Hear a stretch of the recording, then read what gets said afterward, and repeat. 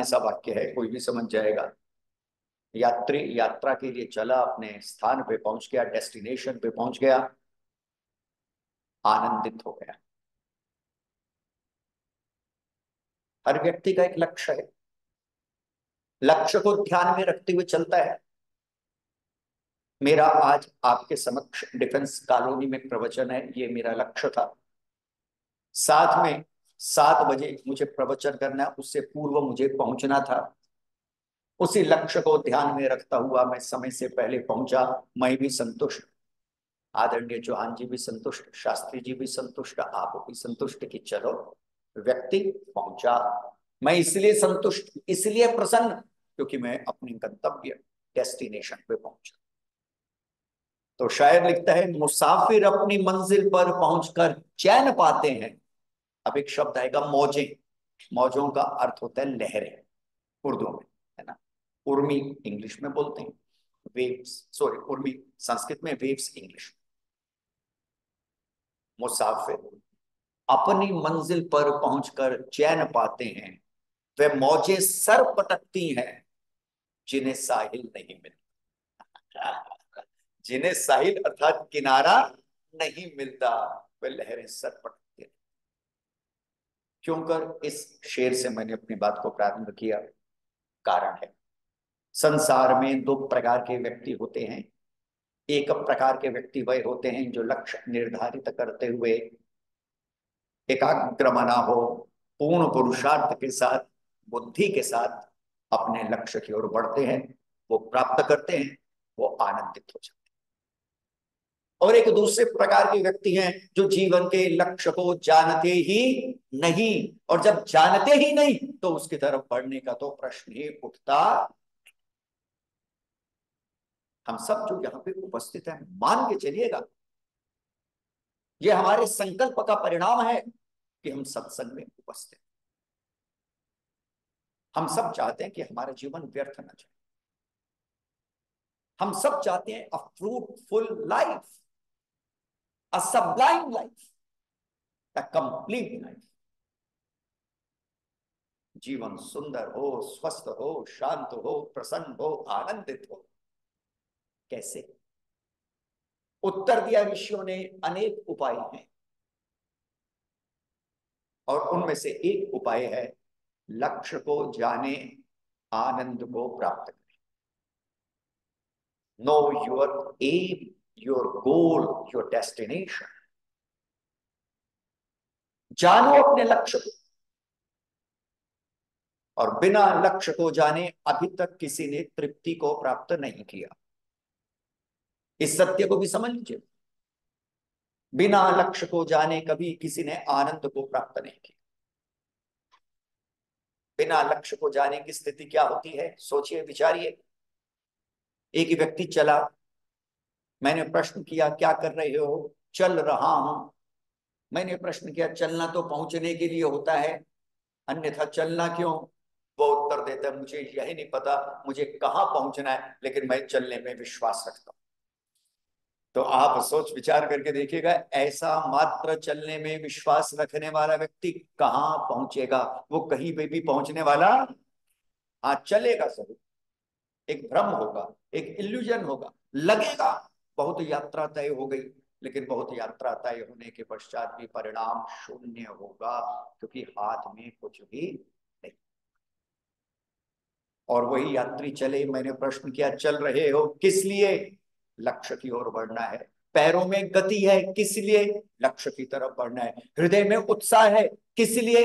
लक्ष्य की तरफ बढ़ना है। दौड़े जा रहा हूं, भागे जा रहा हूं, रुकूंगा नहीं, थकूंगा नहीं, गिरूंगा नहीं, परास्त नहीं होऊंगा।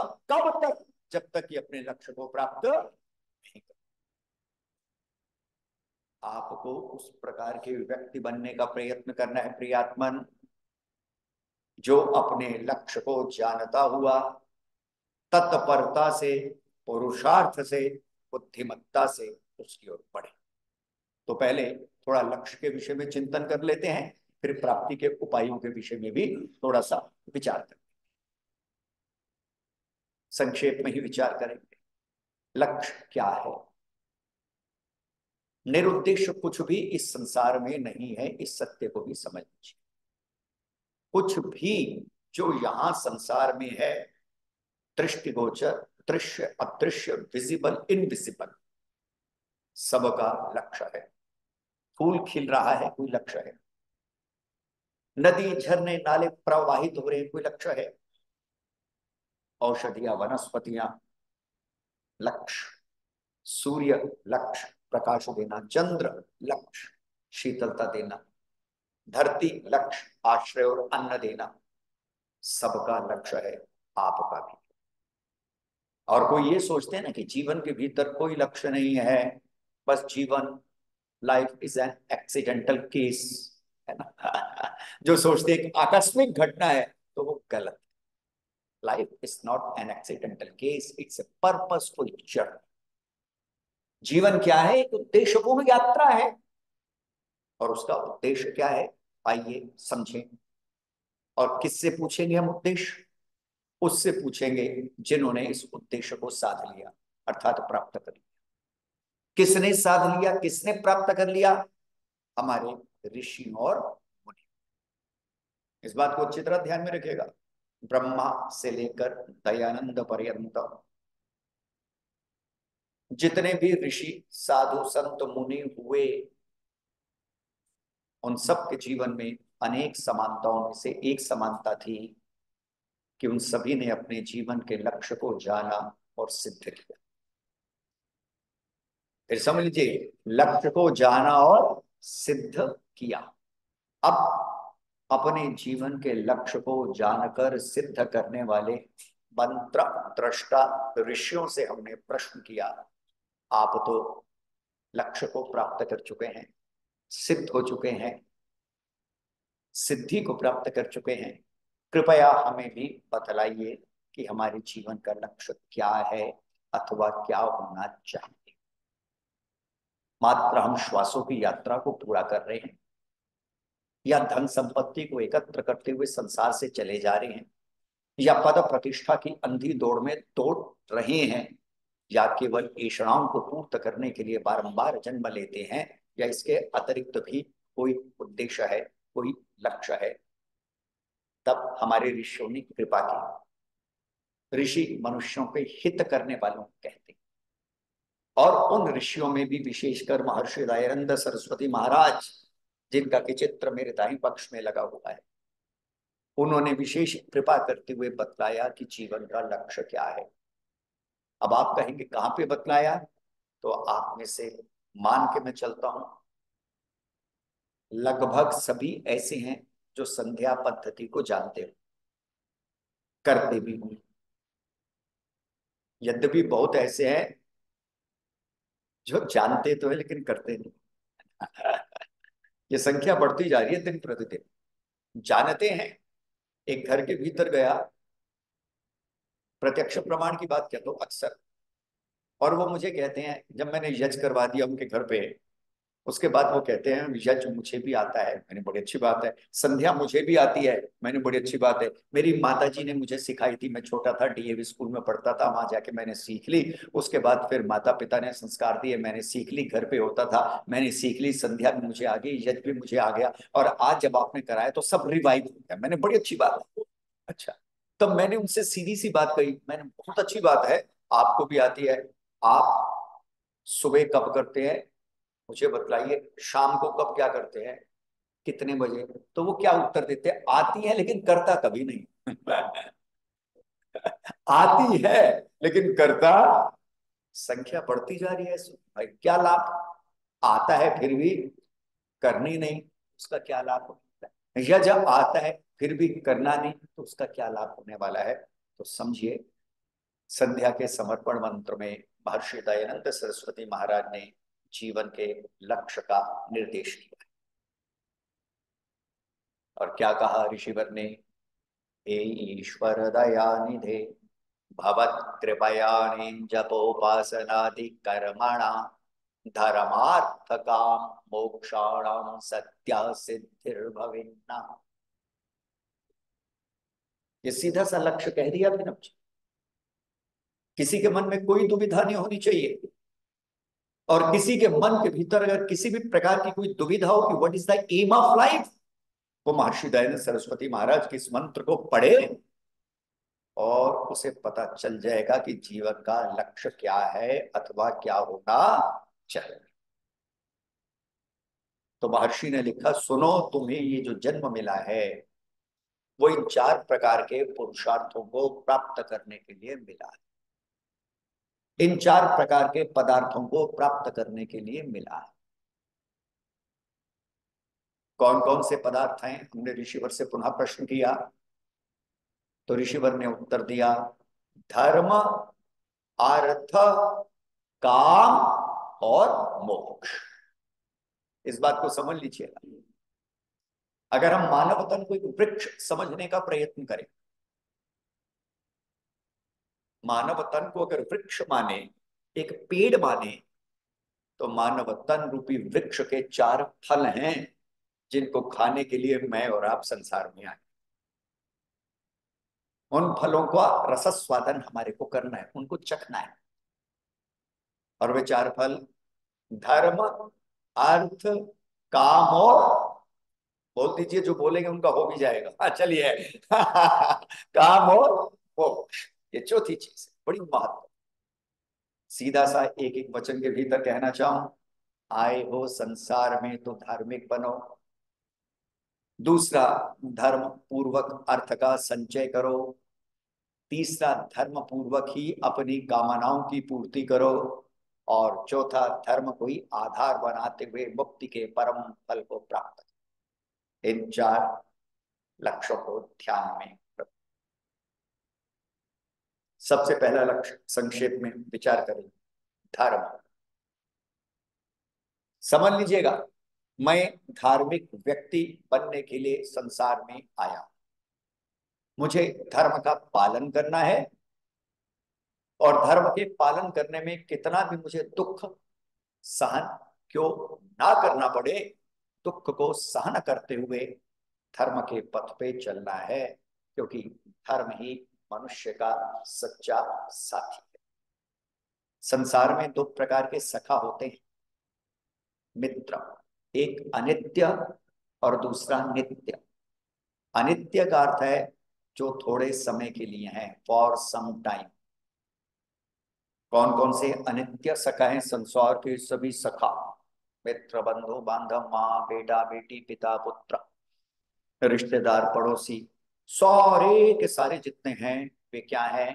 थोड़ी देर के साथी हैं, अनित्य सखा है।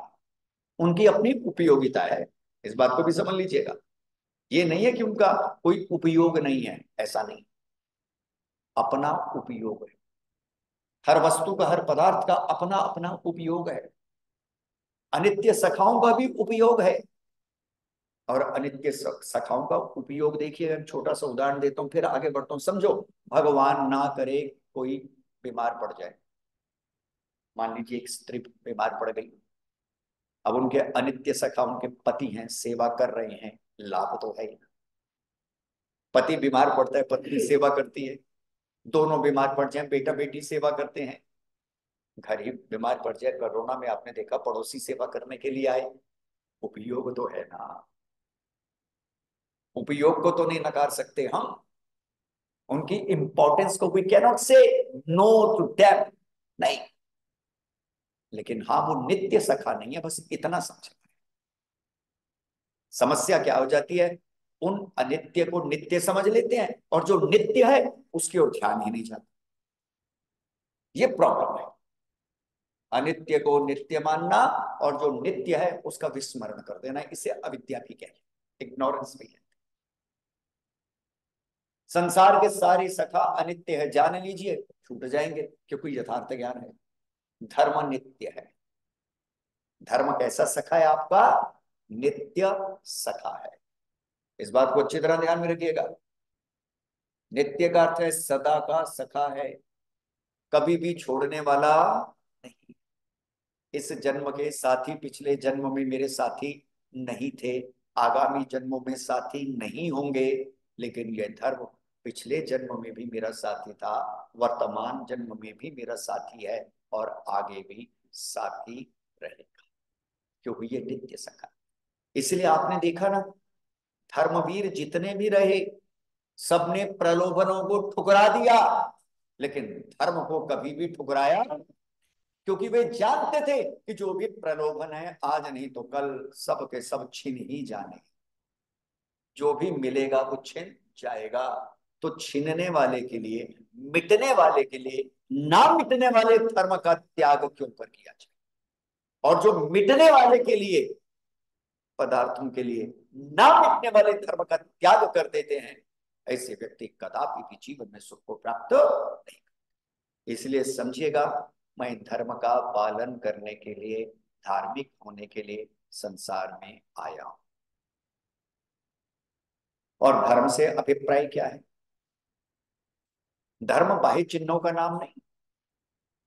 इसलिए मनुस्मृति के भीतर मनु जी महाराज ने बड़ी सीधी सी बात लिख दी, न लिंगम धर्म कारण, बाह्य चिन्ह नहीं। बाह्य चिन्ह आप धार्मिक है या अधार्मिक, इसकी बहुत कम सूचना देते हैं। ये भी पूरी संभावना है बाह्य चिन्हों को धारण किया और भीतर अधर्म पलता हो, और ये भी पूरी संभावना है कि आपने बाह्य चिन्हों को धारण ही ना किया हो और आप 100% धार्मिक। लेकिन इसका गलत अर्थ यह भी नहीं है कि जो बाह्य चिन्हों को धारण करते हैं वे धार्मिक नहीं। गलत अर्थ मत लीजिए, क्योंकि समस्या क्या हमारे साथ, हम गलत अर्थ लेने में बड़े तत्पर होते हैं। ये बड़ी समस्या है। क्यों चाहते, मैंने एक व्यंग थोड़े दिन पहले पढ़ा, मुझे याद पड़ गया कैसे गलत अर्थ ले लेते हैं। हुआ कुछ ऐसा कि एक बच्चा रोज स्कूल में लेट आता था, टीचर उससे परेशान। टीचर ने कहा, ये तो तुम्हारी हैबिट ही बन गई है, तुम हमेशा ही लेट आते हो। अब उस बच्चे ने कहा, जी हैबिट है तो हैबिट है, तभी तरह सभी तरह के बच्चे होते हैं। तो अब टीचर से रहना क्या, उसने प्रिंसिपल से रिपोर्ट किया कि इस बच्चे को संभालो, मेरे बस की तो है नहीं। प्रिंसिपल ने कहा, कोई बात नहीं, 8 बजे का स्कूल है, 8:15 वो रोज आता है। अगले दिन प्रिंसिपल जाके गेट में ही खड़ा हो गया, सारे बच्चे आगे, सबकी एंट्री हो गई। जैसे ही वो 8:15 आता है, प्रिंसिपल ने उससे कहा, तुम्हें पता है स्कूल लगने का टाइम कब है और तुम कब आ रहे हो? तो जानते हैं हम गलत अर्थ। वो क्या कहता है, सर जी आप मेरी इंतजार मत किया करो, स्कूल लगा लिया करो। क्या मेरी इंतजार मत किया करो? बेवकूफ, मैं तेरी इंतजार की बात नहीं कह रहा, मैं तुझे ये कह रहा हूं, यू आर लेट। तू हमेशा लेट ही आता, तू मुझे सिखा रहा है। प्रिंसिपल क्या कहना चाहता है, और वो, तो इस बात को समझ लीजिएगा, गलत अर्थ ये नहीं लेना कि जिन्होंने धर्म के चिन्ह यज्ञोपवीत को धारण कर रखा है, तिलक लगा रखा है, यज्ञ करते हैं, शिखा बंधन है, वे व्यक्ति धार्मिक नहीं है, ऐसा अर्थ नहीं है। इसका सीधा सा अर्थ है कि धर्म मात्र संकेतों तक सीमित नहीं, चिन्हों तक सीमित नहीं, अबव सिंबल्स, बियॉन्ड सिंबल्स। तो फिर वो धर्म है क्या? एक वाक्य के भीतर कहना चाहूंगा, अनेक ऋषियों ने परिभाषा दी है। मैं पुनः ऋषि दयानंद सरस्वती महाराज की परिभाषा का आपको प्रमाण देता हूं, सत्याग्रह प्रकाश सामने रखा है। ऋषिवर लिखते हैं, जिस जिस कर्म से जगत का जितना उपकार होता है वह धर्म कहलाता है, और जिस जिस कर्म से जगत का जितना अपकार अर्थात अहित होता है वह अधर्म कहलाता है। सीधी सी संगति लगाए, ऋषि दयानंद क्या कह रहे हैं, जगत के उपकारी कर्मों को धर्म कहा जाता है, और जगत के विनाशक कर्मों को, अपकारी कर्मों को अधर्म कहा जाता है। इसीलिए फिर देखो महर्षि की दूरदर्शिता, क्योंकि हम तो ऋषिवर के ही शिष्य हैं सामान्य से, अध्येता भी उनके ग्रंथों के। अब स्वामी जी ने फिर आर्य समाज के छठे नियम में लिख दिया, संसार का उपकार करना इस समाज का मुख्य उद्देश्य है, अर्थात शारीरिक, आत्मिक और सामाजिक उन्नति करना। अब यहाँ पे आर्य समाज का उद्देश्य भी यही कह रहे हैं कि संसार के उपकार के लिए 1875 में मैंने आर्य समाज बनाई, अर्थात संसार का उपकार अर्थात धर्म की स्थापना, संसार का उपकार अर्थात धर्म के पथ पे चलो। आर्य समाज का जो सत्य सनातन संदेश है वो यही संदेश है, वेद के पथ पे चलते हुए धर्म का अर्जन करो और जीवन में आनंद को प्राप्त। अब एक बड़ा मौलिक प्रश्न पैदा होता है, और वे मौलिक प्रश्न क्या है, धर्म का पालन कब करें?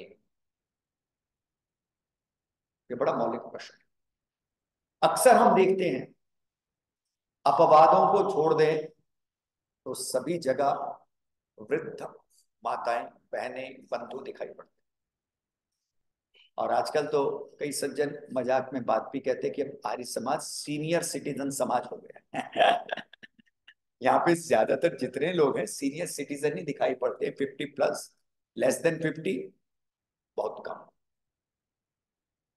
अब मैंने उनसे कहा आर्य समाज ही नहीं, कोई भी समाज जाके देख, पौराणिकों में चले जाओ, मंदिरों में चले जाओ, कहाँ युवा दिखाई पड़ेगा 50+, 60+, 70+।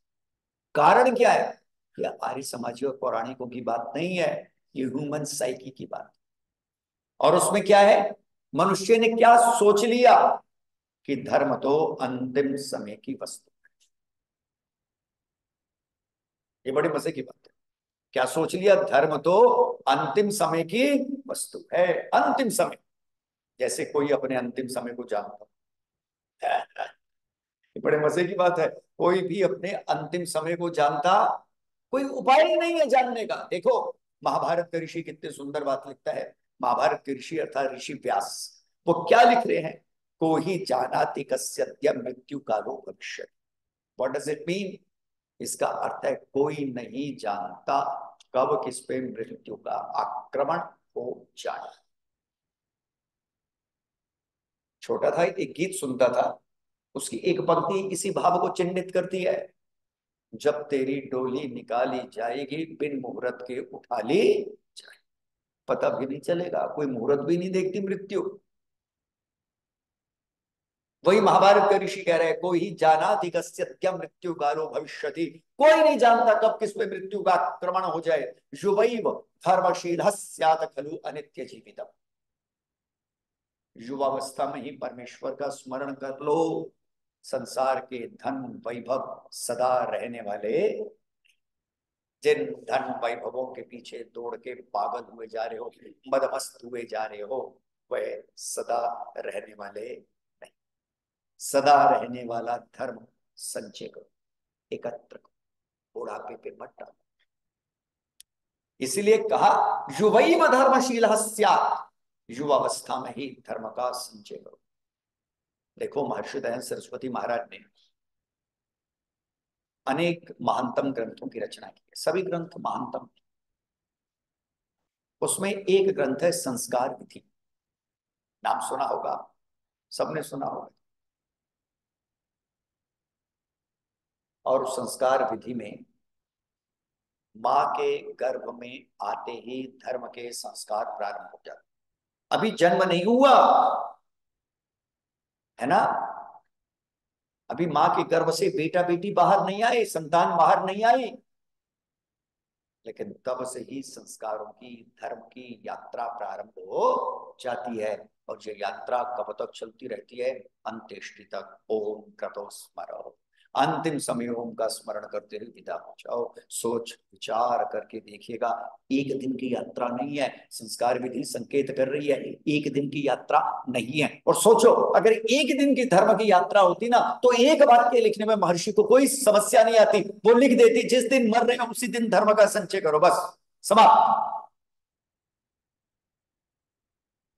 लेकिन महर्षि कहीं भी इस बात का संकेत नहीं करता, वेद कहीं पे भी इस बात का संकेत नहीं करता।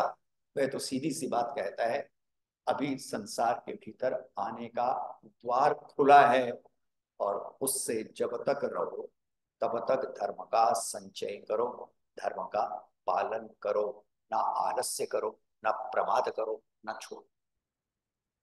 एक दिन एक सज्जन कहते हैं धर्म का पालन कब तक करें? मैंने उत्तर दिया जब तक जीवित हो। मैंने कहा आपका प्रश्न तो ये है भोजन कब तक करें? ठीक है ना भाई, भाई जब तक जीवन है तब तक भोजन करोगे, ये अलग बात है, कम करोगे ज्यादा करोगे, करोगे तो सही ना। तो धर्म का पालन भी, फिर कह दूं व्यंग्यात्मक रूप में, साप्ताहिक नहीं होता, मासिक नहीं होता, वार्षिक नहीं होता, है ना। साप्ताहिक अर्थ है सप्ताह में एक दिन धर्म का पालन, मासिक अर्थ है मास में एक दिन धर्म का पालन, वार्षिक अर्थ है वर्ष में एक दिन धर्म का नहीं। जैसे भोजन साप्ताहिक, मासिक और वार्षिक नहीं होता। तो जी आप में से कोई है जो वर्ष में एक दिन भोजन करता हो? बता दीजिए। जैन मुनि भी नहीं करते, जबकि जैन मुनि बहुत कम खाते हैं, 2-2 3-3 बार, लेकिन फिर भी थोड़ा बहुत आहार तो लेते ही लेते। कोई भोजन वार्षिक नहीं करता, मासिक भी नहीं करता, साप्ताहिक भी नहीं करता, दैनिक करता। Every day we need food, we eat food, we enjoy. ऐसे ही प्रतिदिन धर्म का पालन करें, प्रतिक्षण करें। मैं छोटा था तो मेरे पूज्य पिताजी महाराज मुझे संस्कार देते थे। आप में से भी सबने दर्शन किए हैं बहुतों ने। तो वो मुझे कहते थे, देख, भोजन छूट जाए तो चल जाएगा, लेकिन भजन नहीं छूटना चाहिए। जरा विचार करके देखिए, वो संस्कारों की बात याद पड़ती है। भोजन छूट जाए तो चल जाएगा, लेकिन परमेश्वर का भजन छूटना नहीं चाहिए। क्योंकि भोजन छूटेगा, शरीर में थोड़ी सी शक्तिहीनता को पैदा करेगा, लेकिन अगर भजन छूट गया तो चित्त में न जाने कितने प्रकार के कुसंस्कारों को पैदा करे। इसलिए धर्म का पालन प्रतिपल प्रतिक्षण जीवन का प्रथम उद्देश्य। आदरणीय हमारे चौहान जी भी उपस्थित हैं, के आगमन पे धन्यवाद, स्वागत। आपको देखकर उत्साह बढ़ जाता है जी। आइए, स्वागत।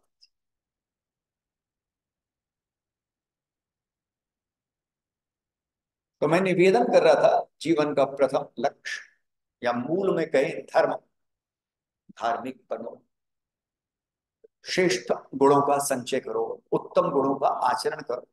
और एक बात ध्यान में रखिएगा, ये नियम है, जब आप धर्म का आचरण करेंगे तो दुख आएगा ही आएगा। एक दिन एक सज्जन प्रश्न करते हैं,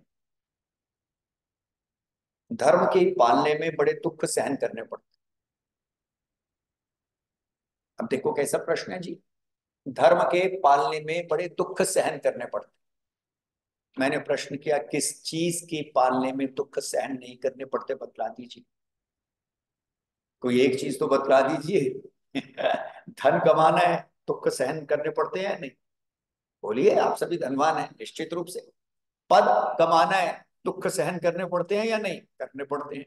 प्रतिष्ठा को प्राप्त करना है, दुख सहन करने पड़ते हैं या नहीं? करने पड़ते हैं। एक व्यापारी से पूछें, व्यापार चलाना है, दुख सहन करने पड़ते हैं? कहेगा हाँ। एक विद्यार्थी से पूछें, विद्या का अर्जन करना है, दुख सहन करने पड़ते हैं? बोलेगा हाँ। एक नौकरी पेशा से पूछिए, नौकरी को सलामत रखने के लिए दुख सहन करने पड़ते हैं? वो कहेगा हाँ। किस कार्य के लिए दुख सहन नहीं करने पड़ते? संसार का नियम है, बिना किए कुछ मिलता नहीं, सहन तो करना ही पड़ता है। फिर कह दूं, जब सांसारिक पदार्थों के लिए दुख सहन करने के लिए तैयार रहते हैं, तो धर्म जो सदा का सखा है, उसके लिए दुख सहन क्यों नहीं करें? निश्चित रूप से उसके लिए भी दुख सहन करना पड़ता है। राजा भर्तृहरि का एक बड़ा प्रसिद्ध श्लोक है जो मुझे याद पड़ता है, निंदन्तु नीति निपुणा यदि स्तुवन्तु वा लक्ष्मी समाविष्टो गच्छतु वा यथेष्टम अद्यैव मरणमस्तु युगान्तरे वा न्यायात् पथ प्रविचरन्ति पदम न धीराः। अर्थ इसका क्या है? व्यक्ति को प्रशंसा मिले अथवा निंदा मिले,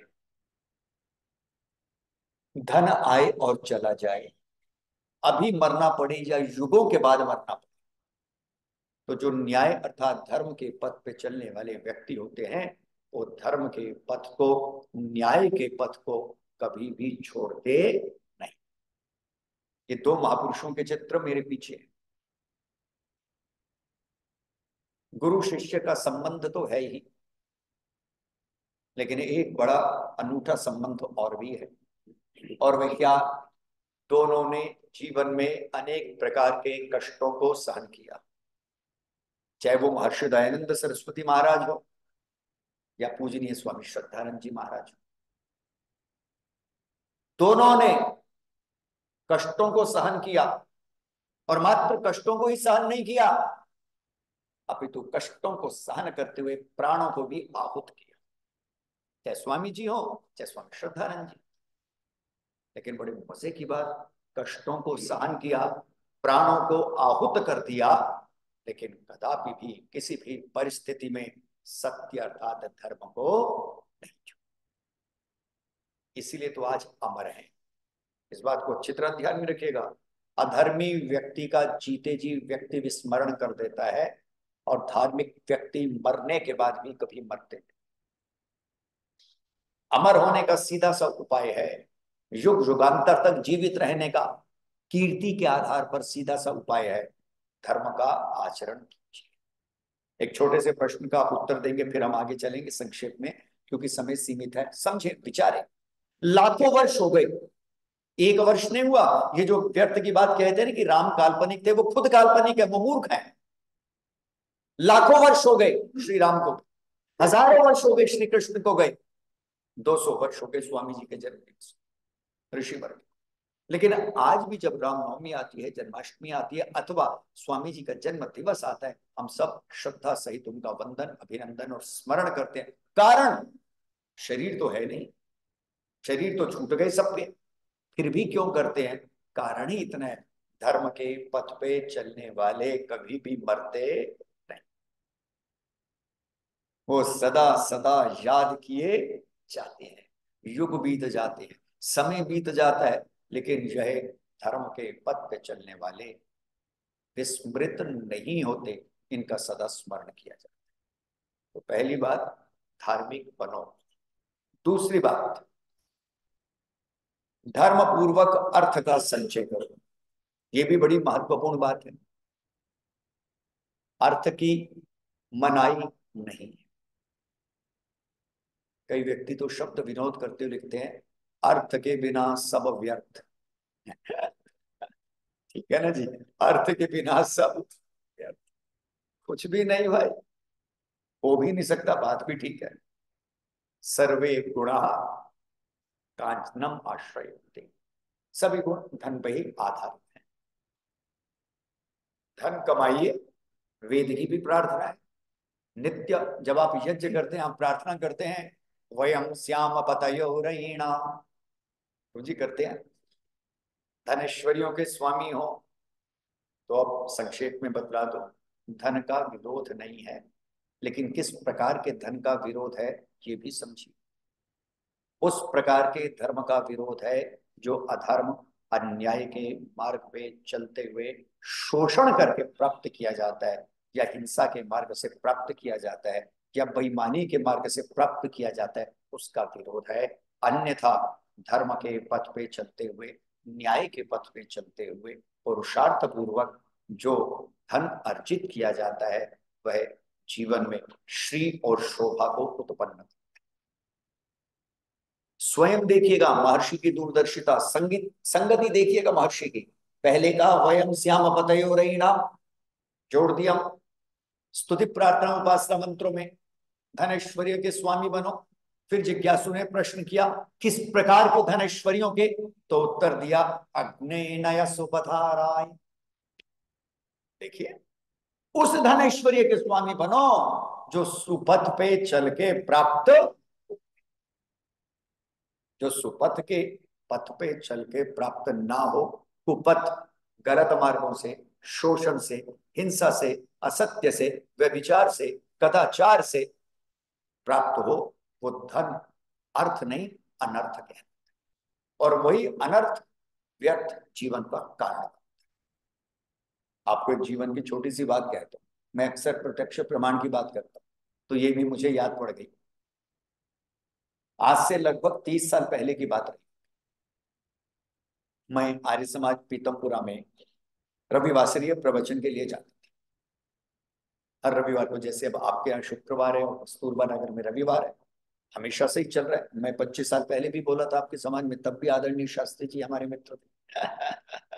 तो ऐसे ही मैं पीतमपुरा में जाता था। बसों में उन दिनों ट्रैवल किया करते थे, अब तो समय बदल गया। एक बस चला करती थी मेरे घर से, आज भी चलती है, मैं जबकि अब नहीं गया। और उस दिन मेरा 10 बजे प्रवचन था, रामनवमी का दिन था, मुझे कभी नहीं भूलता। मैं बैठा बस में, पहले ही ट्रिप था, क्योंकि 1.5 से 2 घंटे का सफर है। मैं आपके घर के पास ही रहता हूँ, स्टॉप के राज संतनगर, और पीतमपुरा जाना बड़ी लंबी यात्रा है, जनरल स्टोर और आगे आगे आगे। तो मैंने सात अनुमान लगाया, 7 बजे की बस है, 8:30 पहुंचा देगी और 8:45 तक मैं समाज में पहुंच जाऊंगा। 9 से 10 मेरा प्रवचन है, मार्जिन लेके चलते हैं। मैं बैठा, 442 नंबर बस, आज भी चलती है 442। पहला ही उसका ट्रिप था, 10 रुपए टिकट होती थी, ली। मेरे साथ एक सज्जन चढ़े, उन्होंने भी ली, बैठ गए। लॉरेंस रोड उनको जाना था, पीतमपुरा मुझे जाना था। और अब हम दोनों ड्राइवर की एक सीट छोड़ के पीछे सीट पे बैठ गए, आपस में बात करते रहे। चलिए, और जैसे ही लॉरेंस रोड आने लगा, उससे एक स्टैंड पहले वो व्यक्ति खड़ा हो, और खड़े होके सीधा कंडक्टर के पास गए, और कंडक्टर के पास जाके कहता, भाई 40 रुपए वापिस करो। कंडक्टर ने कहा, क्यों भाई, सभी तरह के लोग होते हैं ना। तो कंडक्टर भी बिल्कुल ठेठ, और वो क्या कहता है, मामा लगता है 40 रुपए मांग रहे हैं। कोई मामा लगता है मेरा जो 40 रुपए मांग रहा है। तो उसने हंसते हुए क्या कहा, देखिए, उस व्यक्ति को हंसते हुए क्या कहते, सुन, मामा नहीं लगता, सवारी हूं, 50 रुपए दिए थे, 10 रुपए की तूने टिकट दी थी, और कहा था जनरल स्टोर आने से पहले ले लियो, अब मेरे पैसे वापस कर, मुझे अगले स्टेशन पे उतरना है, स्टॉप पे उतरना। अब वो भी कम नहीं, उसने कहा, देख, पहला ही ट्रिप है, 50 का एक भी नोट नहीं आया, और तू कहता तूने 50 रुपए दिए। अब विवाद बढ़ गया। इतने में उन्होंने मुझे बुला लिया। ड्राइवर ने कहा, देख, वो तेरे साथ लड़का चढ़ा था, उसको बुलाती है, 30 साल पहले की बात। बुलाया, मुझे कहा, भाई अच्छा ये बता, इसने कितने रुपए दिए थे? मैंने कहा 10। तूने कितने दिए थे? मैंने कहा 10। टिकट कितने का? 10 10। 10 का इसका, 10 का मेरा। बस इतना था कि उस व्यक्ति का मूड अटक गया, और कंडक्टर कहता है, शर्म नहीं आती, झूठ बोलता है 40 रुपए के पीछे। अब वो क्या बोले। अब जाके, चूंकि मेरे साथ ही बैठा था, आके बैठ गया, बड़े गुस्से में मुझे देखता, और देखते हुए क्या कहता है, आज तेरी वजह से 40 रुपए का नुकसान हो गया, सीधा। और साथ में गुस्से में वो क्या बोलता है, अगर तू झूठ बोलते तो तेरे बाप का क्या चला जाता। जी, और कि अगर तू बोल देता तेरे बाप का क्या चला जाता। तो मैंने हंसते कहा, ये बात तो ठीक है, मेरे बाप का तो कुछ नहीं जाता, लेकिन मेरा बहुत कुछ चला जाता। अब वो हंस पड़ा कि तेरे का चला जाता। मैंने कहा, भाई मैं झूठ बोलूं क्यों, सवाल तो ये है। और फिर मैंने उससे कहा, अच्छा एक बात बताया, 40 रुपए कोई अमाउंट होता है, उसके लिए झूठ बोलता है, लेकिन इसका गलत अर्थ फिर मत नहीं लेना कि 40 रुपए के नहीं, 40,000 के लिए झूठ बोलो, गलत अर्थ मत लेना। झूठ तो अनंत धन राशि के लिए भी नहीं बोलना चाहिए। तो मैंने प्रश्न किया, मैंने 40 रुपए के लिए झूठ बोलता है, करता क्या अगर तुझे वो 40 रुपए दे देता? तो जानते हो मुझे क्या उत्तर देता है, मैं दूध सप्लाई करता हूं। उस समय दिल्ली में दिल्ली मिल्क स्कीम, डीएमएस का दूध बेचा जाता। अगर किसी को भी याद हो, पहले डायरी होती थी यहाँ पे, वहां से दूध के टोकन मिला करते थे, बोतल्स में दूध मिलता था। डीएमएस का, Delhi milk scheme, Shadipur depot में आज भी उसका वो बना हुआ प्लांट, अब कम है लेकिन है। तो वो कहते हैं, आज सुबह क्या हुआ, 2 थैलियां फट गई, 40 रुपए का नुकसान हो गया। मैंने सोचा इसी से बराबर कर लूं। मैंने सोचा इसी से बराबर कर लूं, लेकिन तेरी वजह से तो मुझे नुकसान। तब मैंने उसे हंसते हुए कहा, मैंने कहा, सुन भाई, काहे को ये 2 नंबर का धन कमाता है। अब वो भी कम नहीं, सभी तरह के लोग होते हैं। वो मुझे कहता है, देख, ज्यादा भाषण मत दे। अब समझेगा तर्क। वो क्या कहता है, पैसा 1 नंबर का हो या 2 नंबर का, छपा सब पे गांधी होता है।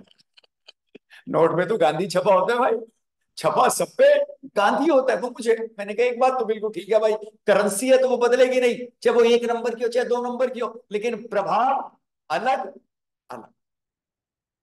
मैंने कहा, अच्छा एक बात बता, दूध बेचता है क्या? हाँ। मैंने, दूध का रंग कैसा है? कहता सफेद। मैंने कहा, चूने का रंग कैसा होता है? कहता सफेद। मैंने, एक दिन चूना पी के देख लो दूध की जगह।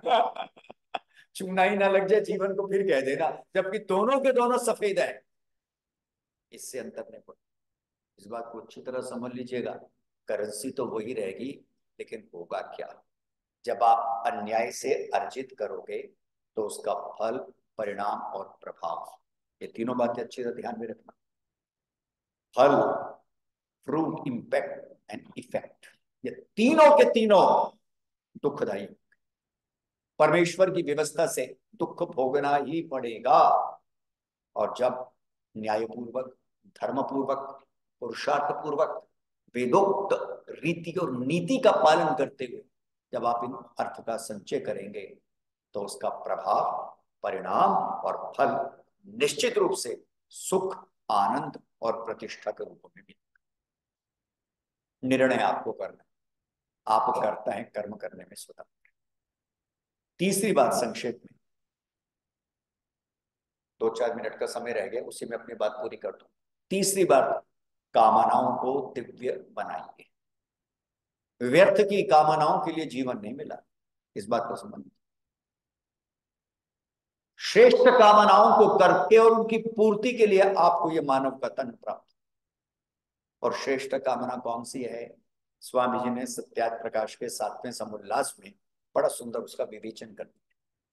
और वे कहते हैं, प्रार्थना हो, कामना हो तो कैसी हो? असतो मा सद्गमय, तमसो मा ज्योतिर्गमय, मृत्योर्मामृतम गमय। ऐसी प्रार्थना, असत्य से छूटे परमेश्वर, सत्य की ओर बढ़े, अज्ञान से छूटे, ज्ञान की ओर बढ़े, बंधन से छूटे, अमरत्व की ओर बढ़े। इस प्रकार की श्रेष्ठ उत्तम कामनाओं को करना। धन कमाएं, निश्चित रूप से उत्तम कामना है, लेकिन समस्या क्या है? मैं ही धन कमाऊं, दूसरा निर्धन हो जाए, ये बहुत बड़ी समस्या है। मैं ही सुखी रहूं, सारे रोगी हो जाएं। मैं ही बलवान रहूं, सारे बलहीन हो जाएं। मैं बुद्धिमान हूं, सारे गधे हो जाएं। ये जो व्यर्थ की कामना है ना, जैसे स्वामी जी सत्यार्थ प्रकाश में लिखते हैं, कल को कोई ऐसी भी प्रार्थना करेगा, ये स्वामी जी के शब्द है, कि कल को कोई ऐसी भी प्रार्थना करेगा कि भगवान मैं कुछ ना करूं, हाथ पे हाथ धर के बैठे रहूं और आप आओ मेरे घर में झाड़ू भी लगा जाओ और रोटी भी बना जाओ, है ना? ऐसी मूर्खतापूर्ण प्रार्थनाएं नहीं करनी चाहिए, और ना ही ऐसी मूर्खतापूर्ण कामनाएं करनी चाहिए, और ना ही इन मूर्खतापूर्ण कामनाओं के लिए आपको ये जीवन मिला है। कैसी करो कि हे ईश्वर, कुर्वन्ने वेह कर्माणि जिजी विशेषतम समाह एवं त्वयि नान्य थे तो अस्ति न कर्म लिप्यते नरे। हे ईश्वर, बल दो, शक्ति दो, पुरुषार्थ करूं, वेद पथ पे चलूं, उत्तम पथ पे चलूं, उत्तम भाव रखूं, धर्म का आचरण करूं, यज्ञ करूं, सभ्यता के साथ बोलूं, शिष्टाचार अपने जीवन में अपनाऊं, दान तप का आश्रय लेता हुआ आगे बढ़ूं, दूसरे की उन्नति में प्रसन्न रहूं, अपनी उन्नति करूं, दूसरे की उन्नति में भी सहायक हूं। इस प्रकार की कामना, ये जो उत्तम कामना है ना, उत्तम जन्म का आधार बनेगी, उत्तम सुख का आधार बनेगी। इस बात को अच्छी तरह ध्यान में रखेगा। अनुत्तम कामनाएं दुख का आधार बनेंगी। समझो, अगर बीज ही ऐसा बोया है जिसके अंदर कीड़ा लगा हुआ है, तो फल कैसा हो? निश्चित रूप से वृक्ष पे जब फल आएंगे तो बीज के अनुरूप ही आएंगे, इच्छा के अनुरूप नहीं है। और बीज ही आपने बो दिया अनुत्तम कामना का, और चाहे सुख मिल जाए, नो, नेवर, हो ही नहीं सकता, हो ही नहीं सकता। और आपने बीज अगर शुद्ध बोया, उर्वरा भूमि में बोया बोया और बोया भी मिठास आम का, तो आम ही आएगा, ईश्वर भी नहीं बदल सकता। इसलिए उत्तम कामनाएं। तीसरी बात और अंतिम बात, जो मूल में लक्ष्य है, वो लक्ष्य है मुक्ति। एक वाक्य में कहना चाहें, धर्म के पथ पे चलते हुए अर्थ संचित कीजिए, कामनाओं को धर्म में बनाइए और मुक्ति को प्राप्त कीजिए। यही जीवन का लक्ष्य है, उद्देश्य है। और ये मुक्ति क्या है?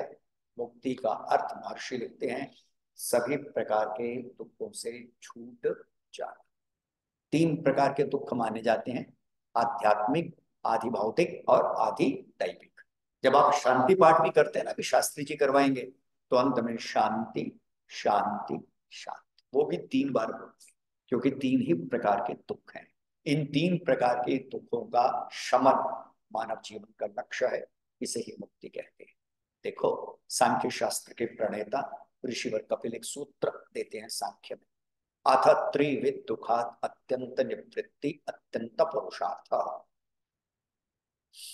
अत्यंत पुरुषार्थ है जीव का ये, इससे बढ़कर, अत्यंत का अर्थ है एब्सोल्यूट, जिससे बढ़ के दूसरा नहीं हो सकता। और वे उद्देश्य क्या है? तीनों प्रकार के दुखों का नाश। तीन प्रकार के दुखों से छूटकर लंबे काल तक सुख भोगना, ये मुक्ति के अंतर्गत आता है। ये हम सबके जीवन का ध्येय है, लक्ष्य है, गोल ऑफ ह्यूमन बर्थ और ह्यूमन लाइफ है। तो मैंने समय की निश्चित अवधि में